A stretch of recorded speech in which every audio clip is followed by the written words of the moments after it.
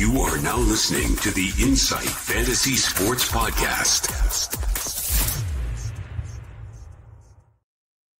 Welcome back to the Insight AFL Fantasy Sports channel with me, BK, as usual.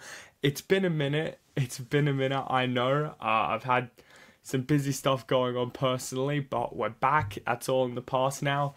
You'll obviously notice that Nato isn't joining me. He's unfortunately left the podcast just with how busy his personal life is as well. He'll still join us maybe for the occasional podcast here or there, and watch-alongs, which have been going really off at the very least while I've been on my break. But anyway, we're back.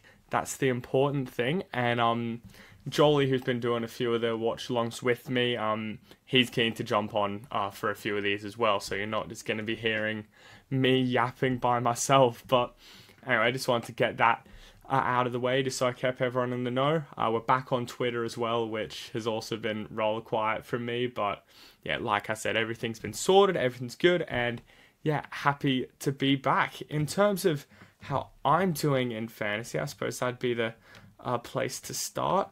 Okay week last week, obviously there with a 21-28.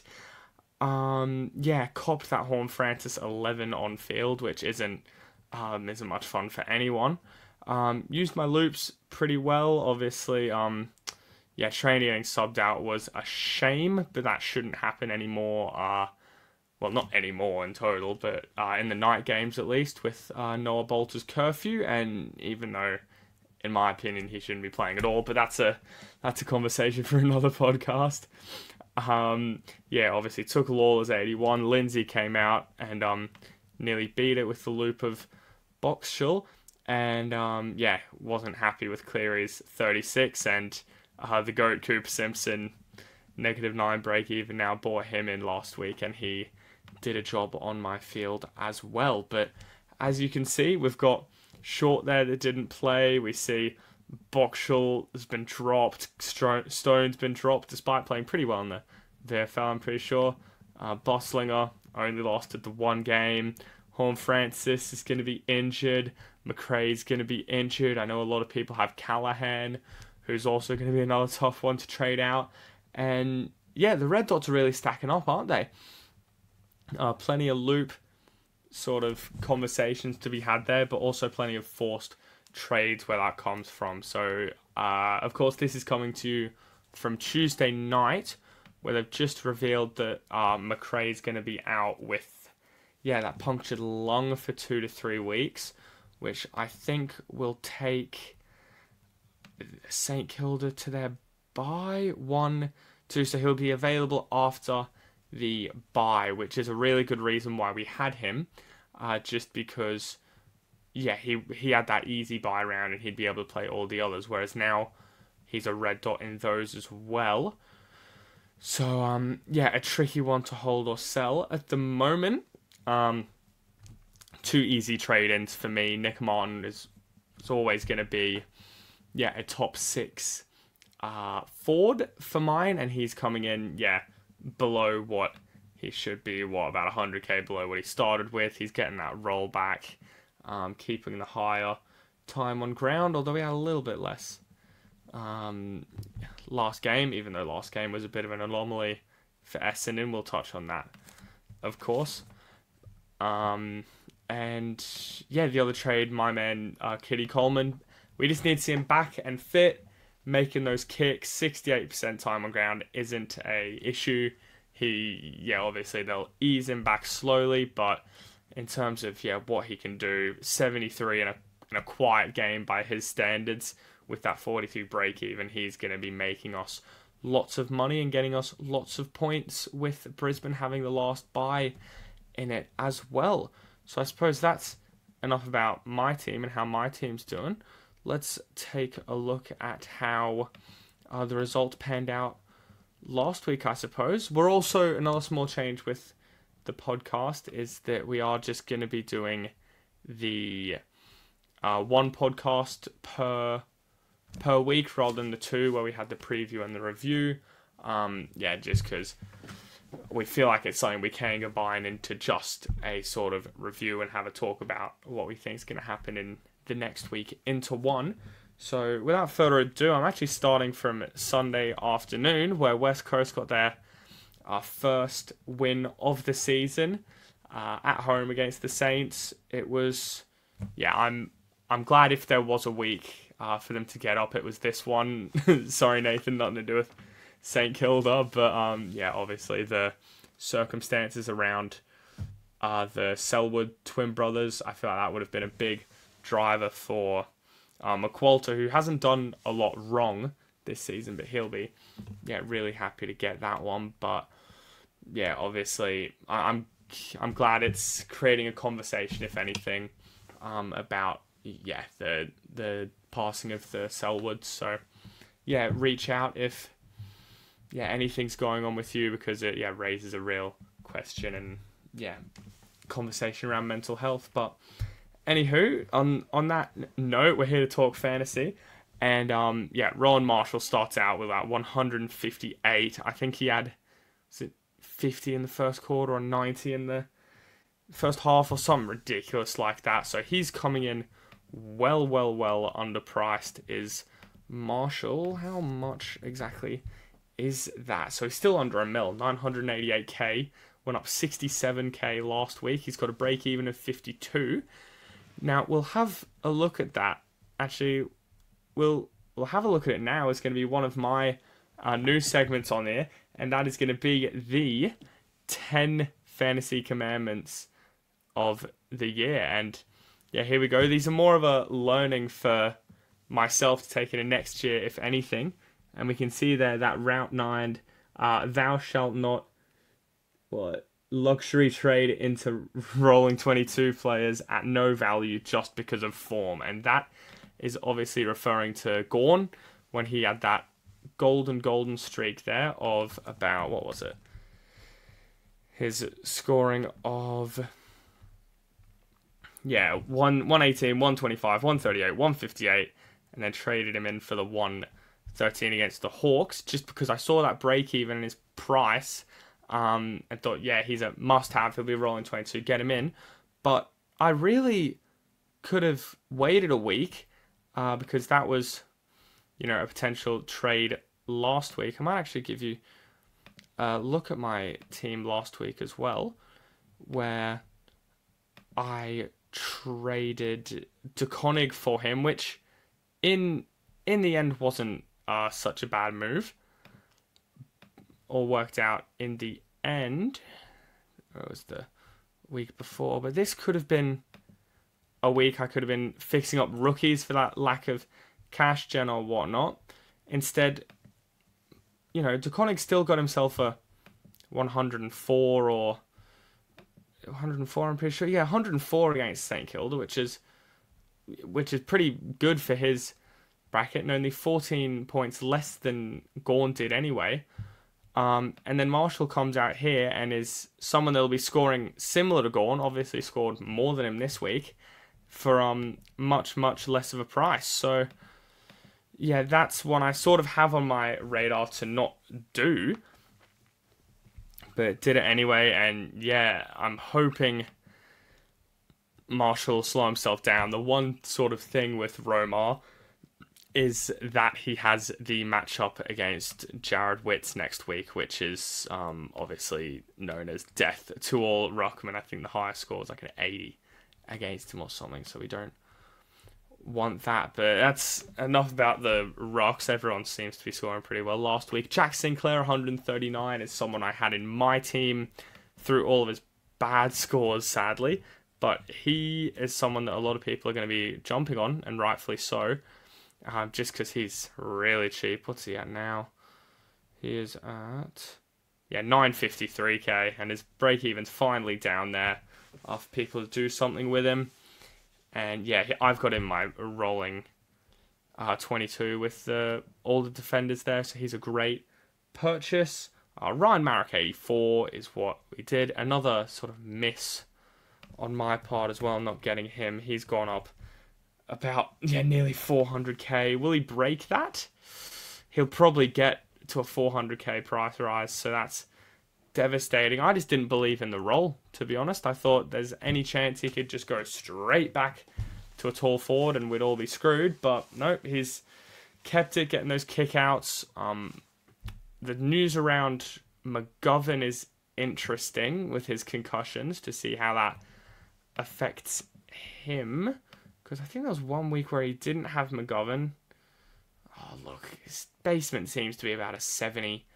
So in a world of, real cash gen crisis, he's someone I definitely should have picked up. But anyway, can't cry over these things now. McRae 84, I touched on at the start. We know about his punctured lung injury, 2 to 3 weeks, takes him to the bye. So this guy was pretty much 100% owned, amongst the top. Well, anyone decent would have him, but it'll be interesting now to see who holds and who keeps, and if after his injury he goes back to his best 90, 9500 plus, or if he keeps getting 80s, and if he punishes or if he rewards the people that kept him in their sides. Wangan Miller is someone I want to talk about as well, because I was thinking his basement would be about a 90, because in what's been his lowest score throughout the year, it has been, before this game, an 86 and a 91 are his only scores below 100. He drops out of 76 for us with 82% time on ground, and they've put him in this midfield role that really doesn't suit him, I don't think. He needs to be at the back, punishing with that uncontested ball, turning it into scores, I suppose. But they've put him into this midfield role, and he's not quite getting it done there from what I've seen, at least. I didn't even see him. I got home after the Lions game and don't even think I saw him in the fourth quarter. But 76 for him. His price will drop, and I assume they'll put him back to where he usually plays off that halfback. 27 touches as well for a 76. You'd want him with 27 touches to be getting, at least 95 or 90 even. So he's one to watch. Again, still in my rolling 22, my best 6 defenders alongside Sinclair that I talked about. And the last one I really want to touch on down here is Mateus Filippo. So 59% time on ground, you can see there. And we thought he was cheap before, when everyone had him in our teams. But he looks like he's just going to be getting even cheaper if he keeps this form of minutes up. I suppose they'll probably be just easing him back, the young kid. But it'll be interesting to see his centre bounces and his midfield involvement, because that's where the real money is with him. And he'll be a great sort of mid-price or downgrade target when his time sort of comes, because we know what he's capable of. He can be averaging 85 or 90 as well, which sort of ends us for the St Kilda versus West Coast matchup. We'll head back into the second last game. I suppose we're working backwards now from it, and that's going to be Lions versus Melbourne at the Gabba. Melbourne getting it done, and Brisbane wanting to feed. I mean, I'm fine because I have him in my team, but Lions just want to keep feeding Max Gawn plus sixes in the back end of that second half. Just wherever he was, we kick. Let's not try and work around him. No, just kick it to one of the best contested marks in the comp. Anywho, that reaped him a 40-point final quarter, which, is good enough to get him to a 117. He wasn't a 118, actually, but, that's where he updates to. Zorko, 109. Now, I traded him in this week, and I was licking my lips when I saw him at 95 with a quarter to go. Brisbane needing to get some penetration, put some scores on the board. And he gets a 14-point final quarter. Barely scrapes 100 from that 95. And that, really hurt, because he could have gone massive in this game and kept that cash gen going, put him out of reach for non-owners that would have put me in a much better position, and as well as the score. But, Zorko just wasn't wasn't the man for that quarter, unfortunately. I've got both Ashcrofts on the agenda, both Will and Levi there with scores of 93 and 82.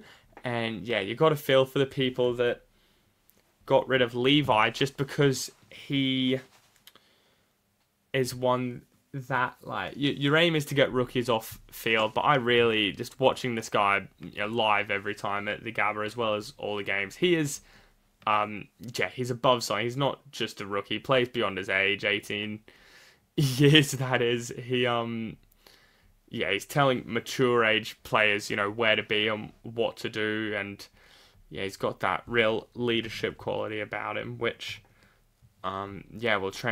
translates into fantasy scores a lot of the time, just because he is, around where the ball is and getting it there. And yeah, look, 115, 84, and 82 in the last 3 weeks. That's an average of about 90 or 95, somewhere in that range for him. So I'm in absolutely no hurry to get rid of him, and he's going to be a really, really good one to hold.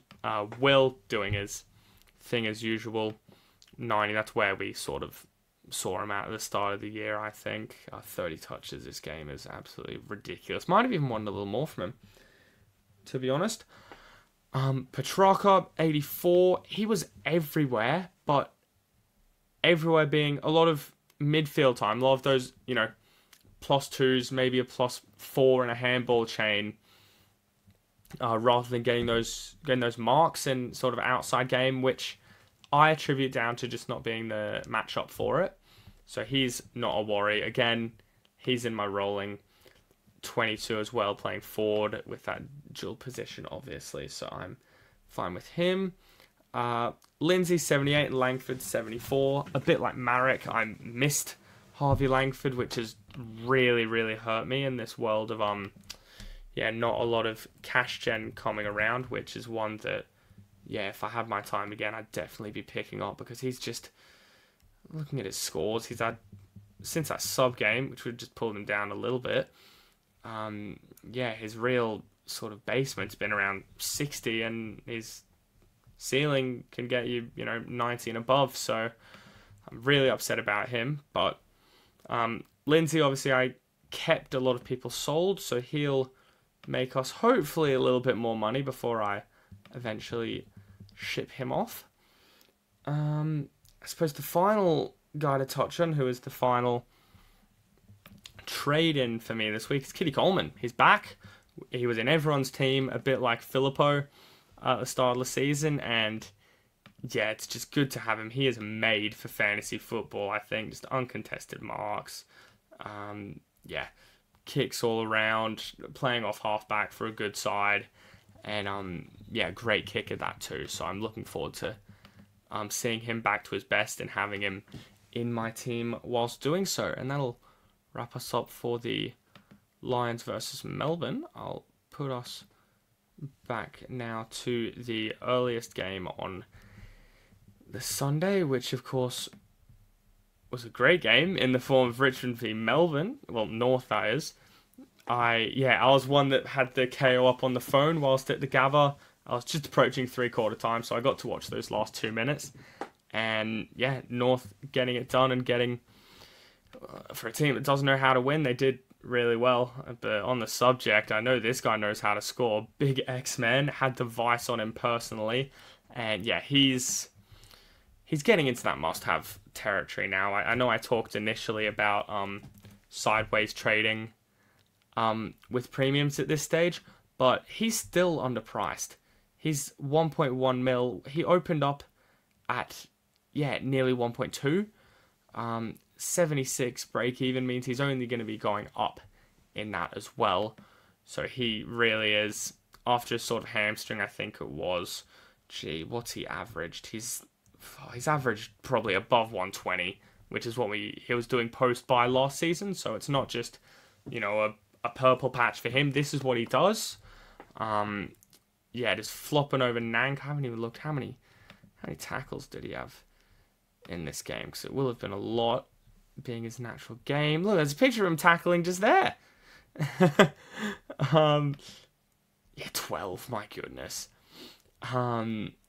moving on, shout out to Nank with the 150 as well. Just not one we'd be able to go.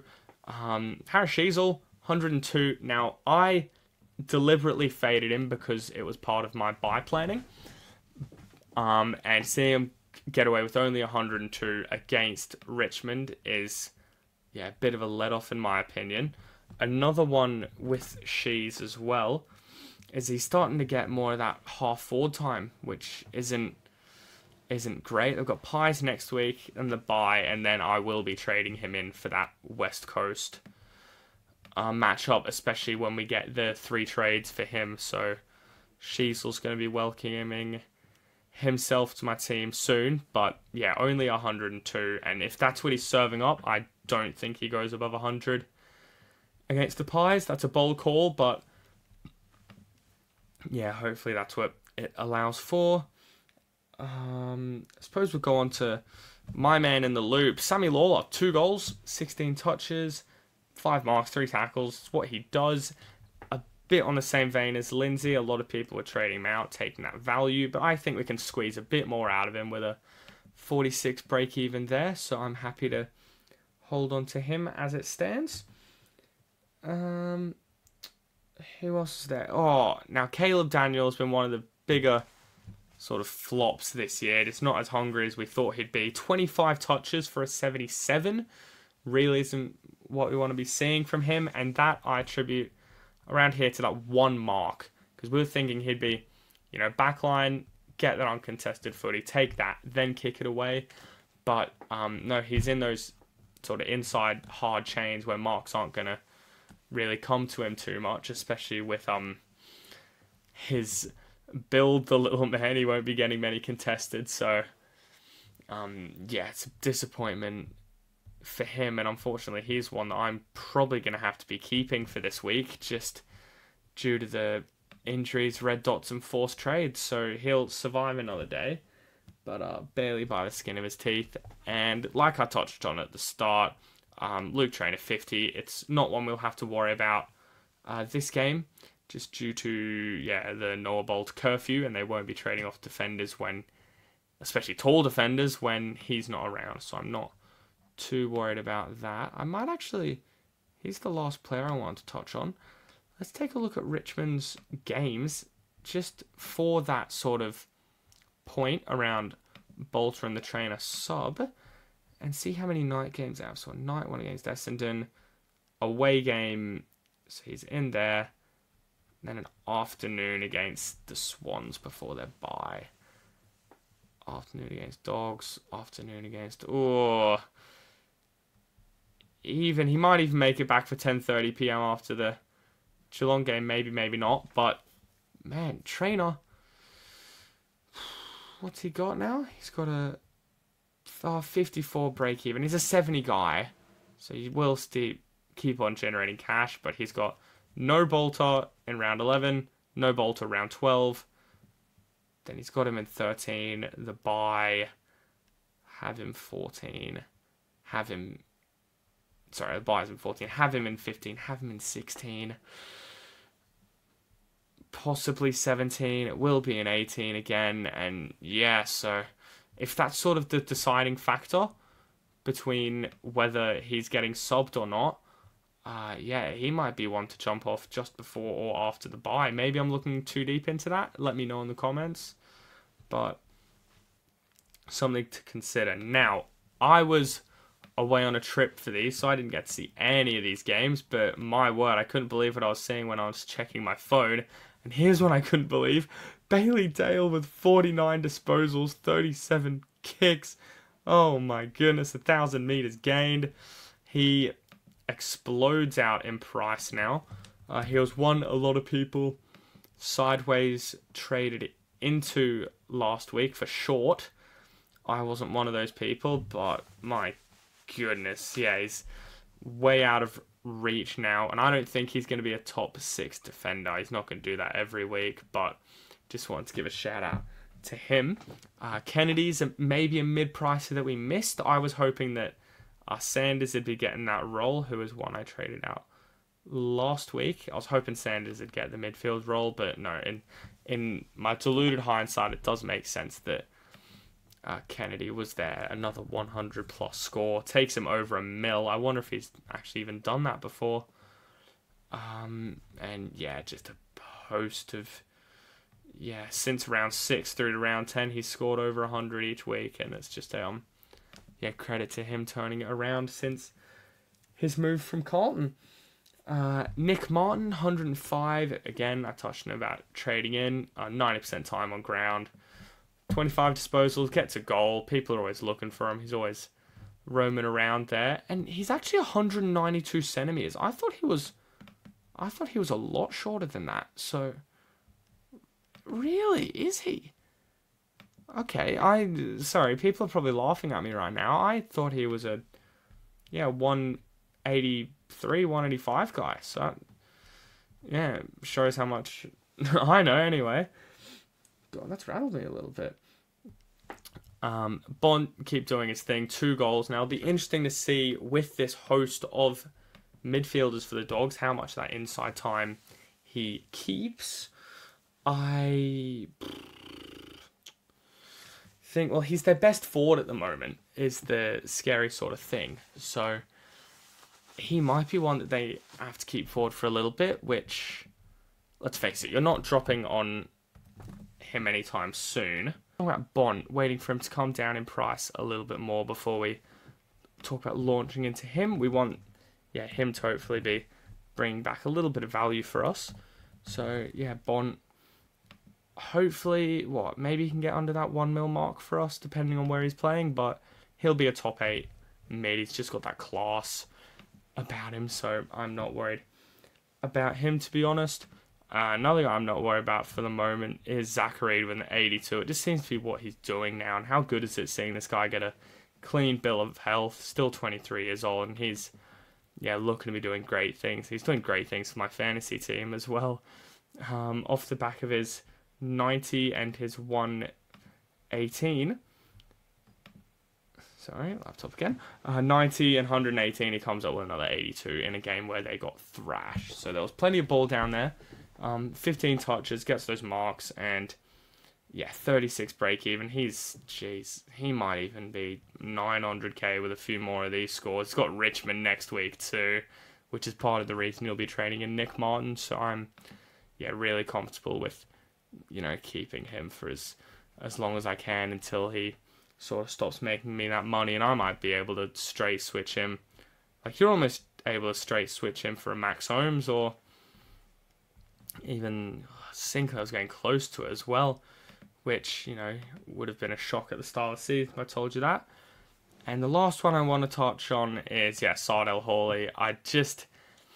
This is the reason I went for young Cooper Simpson over him. It's just because he'd owned that vest. He'd owned it until he got one sort of real game of it. And if we go back to my little 10 commandments, where is it? The one on there. Thou should not trade in a rookie due to a short-term injury. That was more about Busslinger. That can be applied to him. He's just been doing it. Gets one sort of opportunity and then comes out. I'm not saying he was a bad player or a bad scorer. He absolutely was. He was doing the job. But in terms of that job security, and I think I've got that as another one up there as well. Just the there it is, round 3. Thou shalt choose thy job security over thy scoring potential, which is, El Hawley probably had that scoring potential, but Cooper Simpson, sort of owned that role back for Freo. And that's it for the Dogs v Bombers game. We'll go into the next one back, GWS v Freo. If you've been following the channel for a while, you'll know that I've been hot on Freo all year and they haven't been performing for me. But they showed up today. It was good to see, and it came off the back of one guy there, and that's Shea Bolton. My goodness, 3 goals, 3 behind. I don't love it as an option since we haven't seen him do it before. But with Hayden Young out, maybe he is the guy.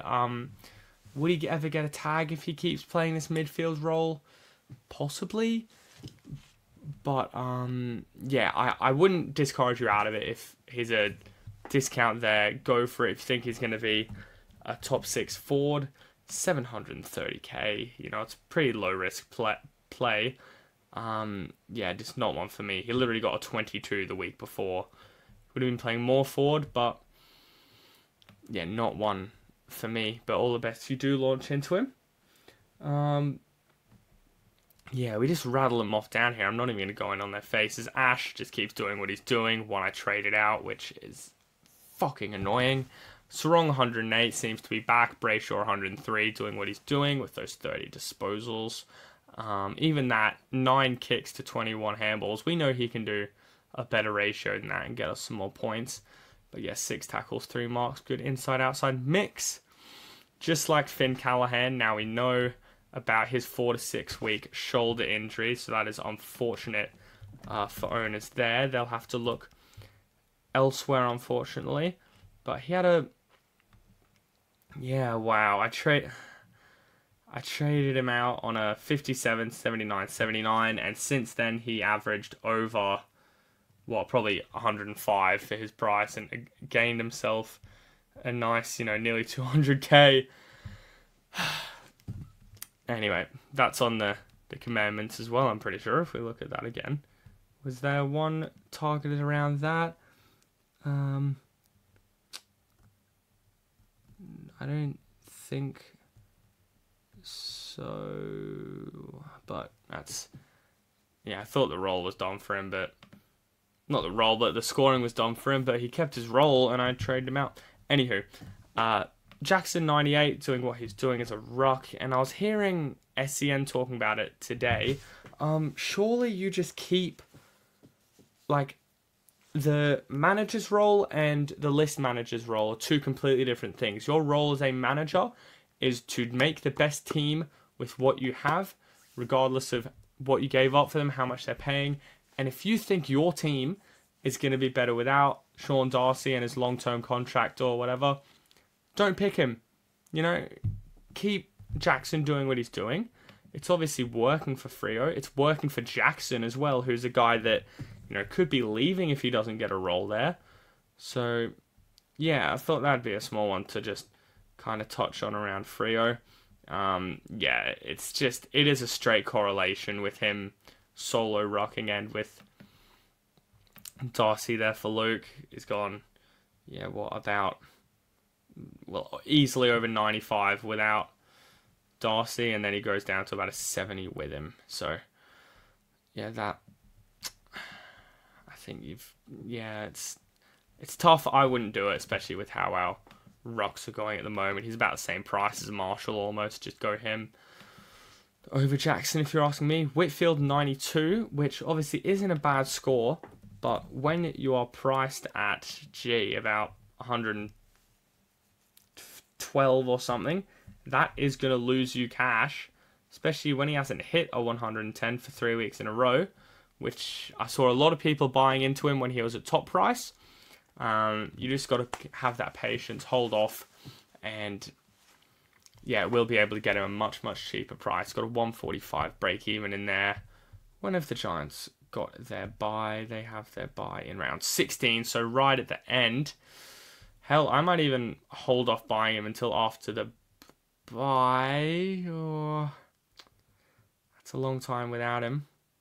Yeah, let's not put anything in the stone, but they have West Coast after the buy as well, so that seems like a good time to be launching into him. He'll be D1, D2, so yeah, watch out for Whitfield. And another guy who we can buy at a much cheaper price is Tom Green, a 78 in a game they got well beaten in the midfield.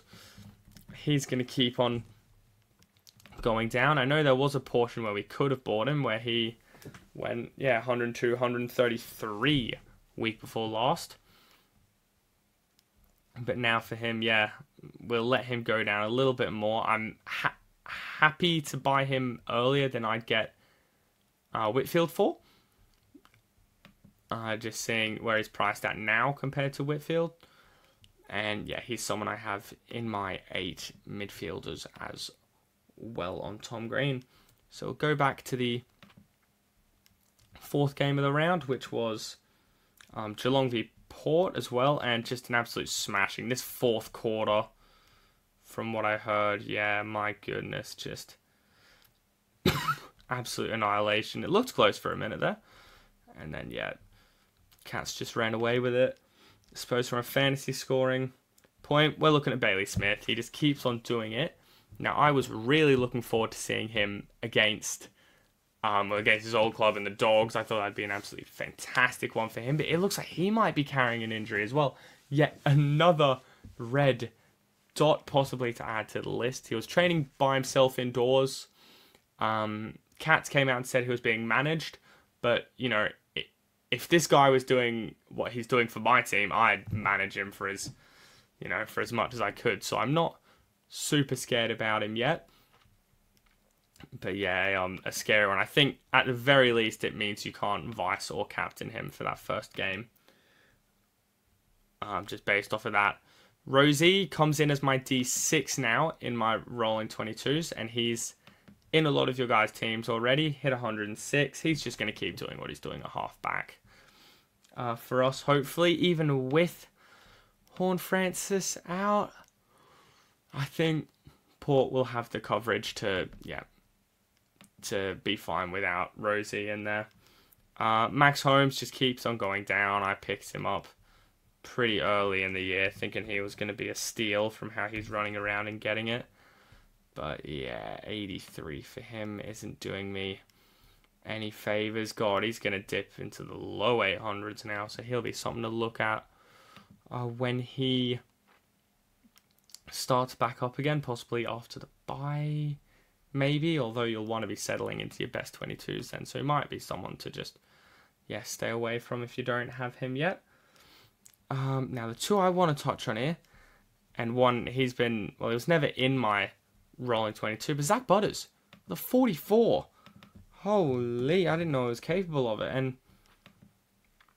loses himself 55k, puts his break even up to 155, and the worst thing of all for him, he got this 44 or 46 rather, with 20 touches. That's not, if you're looking on that, 20 disposals in a game, you're thinking, he travelled alright, he might get a 70 or an 80 or something there. No, he just didn't have anything else really. 0 marks and 1 tackle, just wasn't in it. It's getting away from him, so he's what I'm going to get away from, and he's not going to be in my rolling 22 anymore. And Horne-Francis with the 11, he's going to go way, way, way down in price. 146 break even for him if I remember correctly, which I don't. 149. As well as those few weeks. They say 3 to 4, is it 4 to 6 or something like that with his hamstring. They've got their bye Port.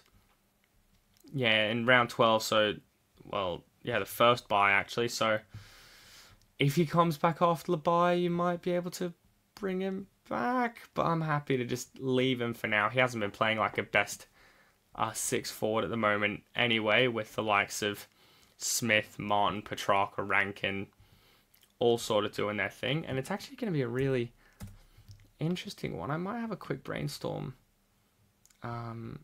with everyone around him. Who is going to be our top 6 forwards? God, there's no one really jumping out. It's going to be Smith, Martin, Petrarca, Rankin. Kennedy, Chad Warner, Pickett, if he keeps his role, he's gone up a whole bunch. Peatling's not going to keep his. So it's a tricky one there, but just stay away for the time being is my advice, and he has to be a trade out. That is Horne-Francis we're talking about. Before I go, actually we'll cover Pies v Crows, in the fact that Pies got up this week. Dawson with a 138 is someone I, again, don't have, and I'm going to learn my lesson from Gawn and not going to trade him in until he at least presents some value for me. 108, yeah, break even after that score. And with West Coast coming up, still isn't there for me, especially when we have a lot of options. He had those moments key forward and key back. He obviously got that goal. It's actually sort of working in his favour, those positional changes that scared me. Whereas, yeah, I was thinking that Hinder is scoring, so he's in the top 8 as well. And, yeah, really, a really hard watch for Adelaide games for me now whenever I see that number 12 floating around. Ranking on 89 could have been higher if he wasn't kicking those 2 out on the full. Like, gee, if those went for goals, that would have been 100 easy for him. So that's what we can expect him to do, and 89 at his price isn't amazing, but it's not the end of the world against a hard team like Collingwood. We'll see what he does, when he versus a West Coast next week. Dacos 88 hasn't been doing what we expect from him. He's had that sort of injury cloud for him as well, so that's quite annoying for him. Yeah, just you have to stay on him because I still think he's going to be in the top 4 midfielders, even with the tags. He's got a pretty good draw coming up before his bye as well, North next week, and let's face it, no one's going to be trading out Dacos unless you are a brave man, and pretty much everyone would have gotten him in. It's really unfortunate for them if, someone bought him in at top dollar and he's gone 92, 67, 88 for them. That would, be really tough. Sorry, guys. But you had to get him in at some point anyway, so it's not quite the end of the world. And the last one from this game I want to touch on, Ned Long, 77. Still got his 20 touches in, doing his thing. I'm absolutely fine with that. Break even 76. So for now, if he can keep pumping out those 80 plus scores, again, they've got North Melbourne next week. So he's been quite a saviour in my midfield, actually, looking at it now. But yeah, if we can trade him out at, around that high 700s, low 800s mark, then that is, really, really good effort from Ned while he's been in my team at least.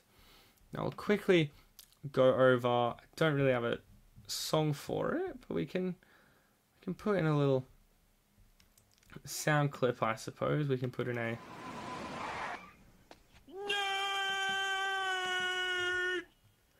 For the sake of, we just covered it earlier in the show, but just for how Essendon showed up or didn't show up against the Dogs. I see a lot of people sort of, praising the Western Bulldogs for their efforts, which they obviously should, since, they just weren't missing handballs and just everything was going right for them.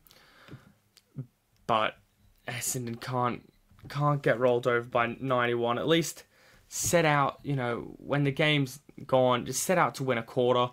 1 goal before halftime just isn't good enough for you or your fans that came out to watch a game, and they will make it very easily into the Hall of Lame here. We can see that we've got myself twice in there for my absence as of late, just following the 77.2 metre, 50 metre penalty for Collingwood against Brisbane. But Essendon, they go in there rightfully under Carlton for their display against Richmond in round 1, and we've got Hawthorn there, as well as the entire AFL for a few things. So we have, just to summarise it, we've got Tim Membry playing on in the goal square and getting ran down. Carlton losing to Richmond. We've got McStay burning 2 of his teammates to kick a behind instead of handballing it over the top. Got Michael Frederick's final goal, which cost me $100. The AFL, after they're apologising for umpire decisions, which just doesn't do anything for the game. Hawks ruining my Sunday night when I thought they'd compete against Port in that game at Gather Round when they didn't. Then obviously, 77 metre, 50 metre free kick just isn't great from the AFL there, is it? Takes us now. I forgot to mention from this game as well something to touch on too was our man. We're going to have to do some scrolling to get to him here. Zach Merritt, 54. Oh my lord, 20 touches. He's had to lead from the front. We'll let him off because he's done it for such a long time with this club. But yeah, he's lost 64k on the week. And yeah, he's going to be going down to pick us up at a juicy price because he's someone else in my rolling 22 as well. So with that, got 2 games left to cover, which this one I was happy to watch the end of when I got home from my own footy game.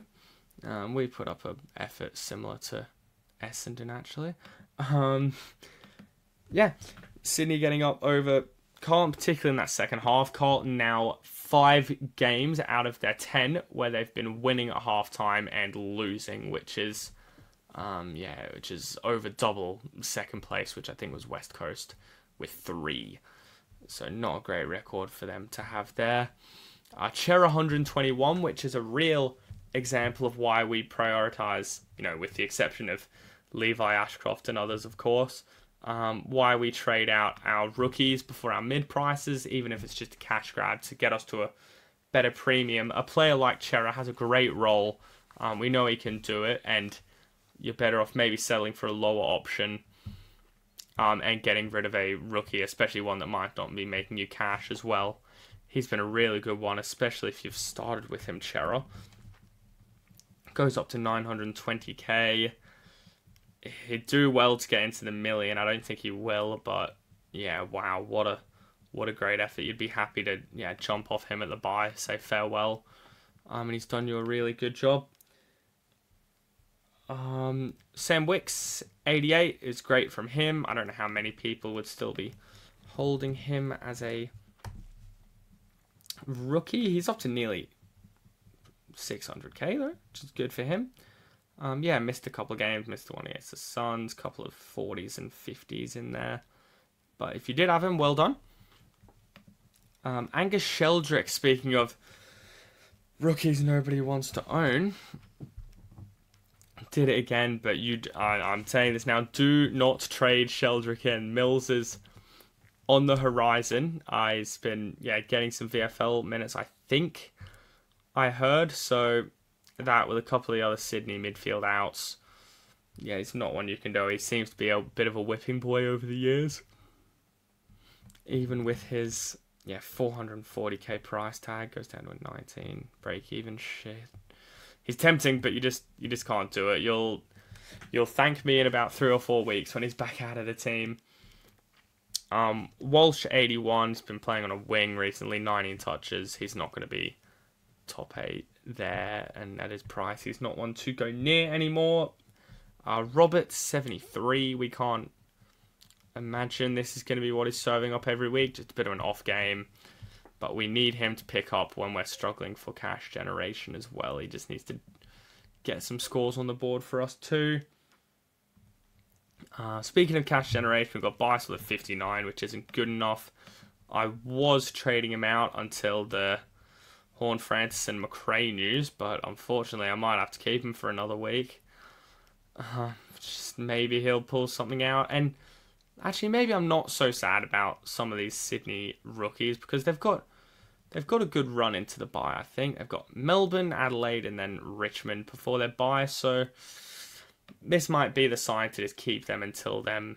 For me. Caden Cleary as well, a below average score we need from him with a 36. 14 disposals, just wasn't getting the rub of the green on that day. And we'll wrap it up with where we started the week. Seems like forever ago now. Suns v Hawthorn. What a game this was. Probably game of the round if you had to ask me. Bit of ebbs and flows all throughout it. Some big marks. I saw a Bunnings ad for a Sicily stepladder, which I thought was quite good. And the only one I really want to touch on here is in the form of John Noble, 116. He is the man back there.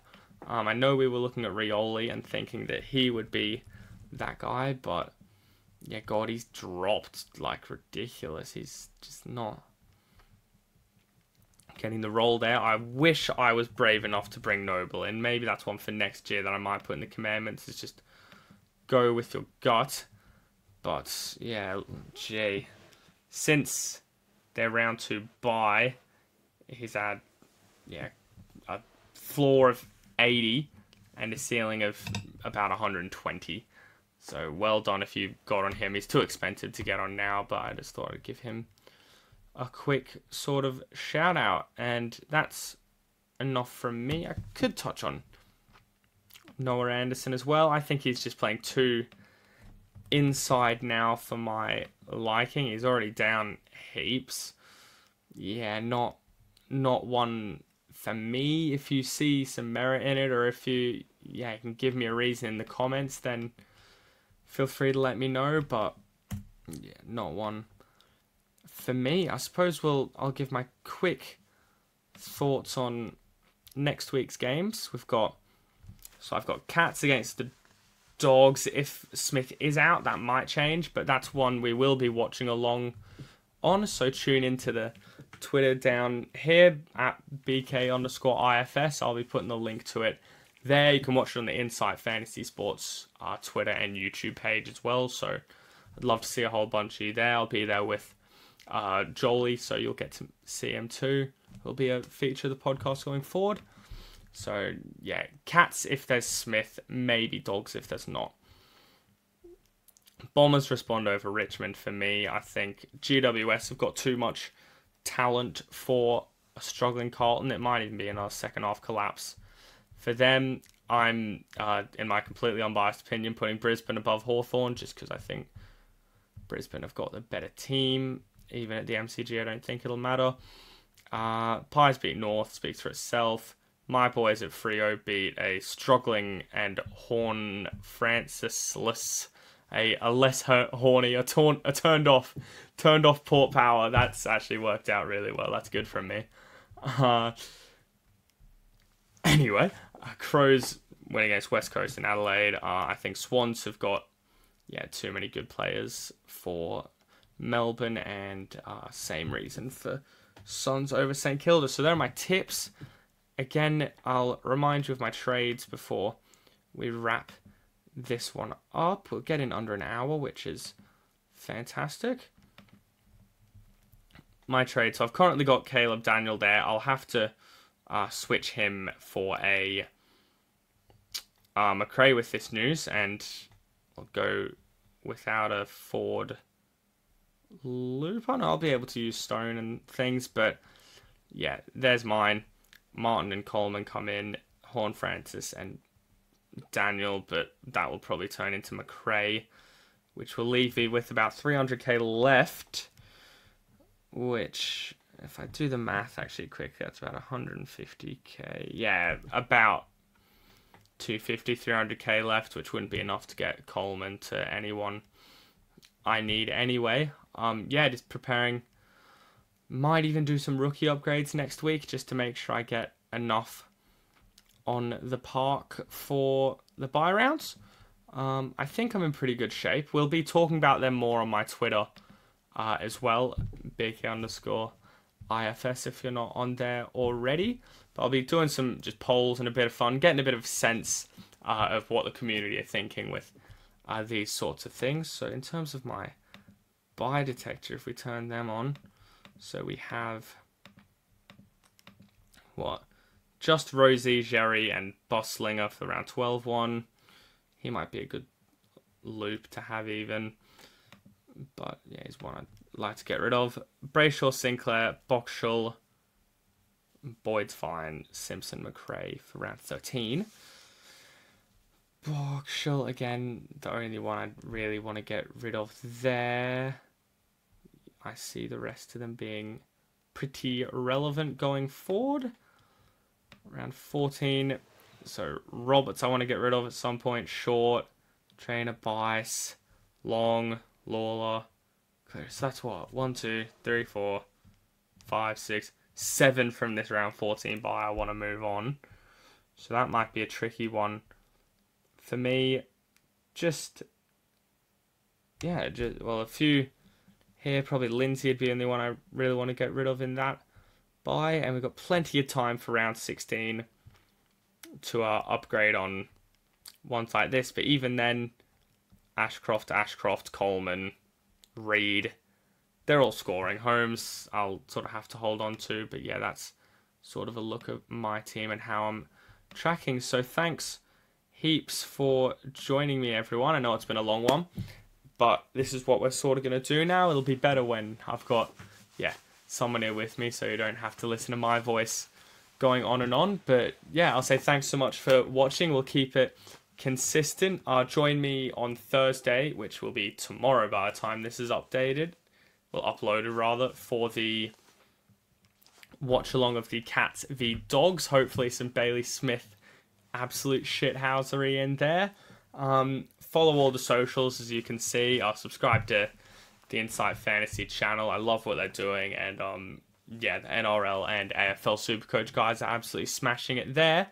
If this is your first time checking me out as well, the tag's there at BK_IFS.